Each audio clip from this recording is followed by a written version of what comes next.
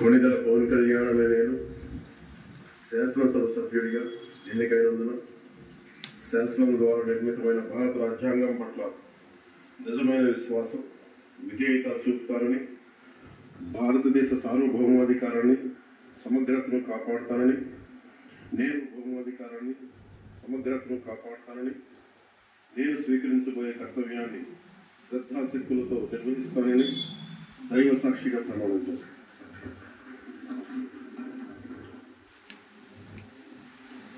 కొణిదెల పవన్ కళ్యాణ్ అనే నేను ఆంధ్రప్రదేశ్ శాసనసభ